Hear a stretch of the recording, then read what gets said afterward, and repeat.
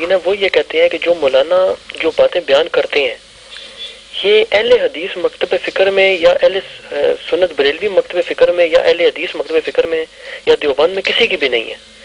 وہ ذات یہ دعویٰ کرتے ہیں کہ ہم نے جب اپنے عالموں سے مولانا کی بات کی ہے کہ وہ جیسے مولانا فرماتے ہیں جی کہ بھی شیعہ کافر نہیں ہے یا صحابہ کو یہ کہنے سے کوئی کافر نہیں ہوتا، یہ نہیں ہوتا، وہ نہیں ہوتا، تو وہ کہتے ہیں جی کہ یہ صرف مولانا کو یہ بات کیوں سمجھ آئی، ان سے پہلے کیوں نہیں عالموں کو یہ بات سمجھ آئی؟ ٹھیک ہے، اس کا بھی مختصر جواب، اس کا مختصر جواب دے دیتے ہیں. پھر کسی دوسرے دوست کو یہ جو ہے نا کہ صحابہ کرام رضوان اللہ علیہم اجمعین کو گالی دینے سے کوئی کافر نہیں ہوتا، بلکہ صدیق اکبر اور حضرت عمر فاروق کو دینے سے بھی یہ کوئی میں نے انوکھی بات کہی. جتنے فقہ اور فتاوے ہیں حنفیوں کے دوسروں سب نے لکھا کہ یہ یار صرف ایک گناہ ہو سکتا کہ گالی دینا، بلکہ قتل کرنا بھی جو ہے کہ جس نے حضرت عثمان رضی کو قتل کیا یا حضرت علی کو، کون ان کو کافر کہتا؟ گناہ گار ہی ہے نا.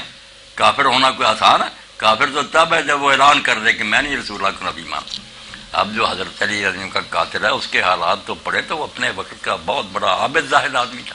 سارے مصر کو اس نے قرآن پڑھایا اور حضرت عمر کے زمانے میں اس نے علاقے فتح کیے.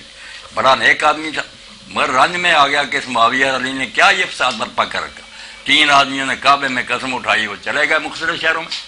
ایک کا داؤ لگ گیا، حضرت علی قتل ہو گئے.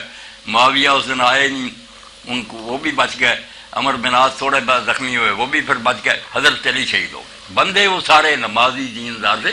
کافر کیا کہیں یار، حالات ایسے ہو گئے تھے، کوئی کسی خیال کا ہو گیا. کافر کہنے والے توبہ کریں، بالکل ہر دن کہ سب و شیخین لیسا بکو ہے، برائی ہے بس.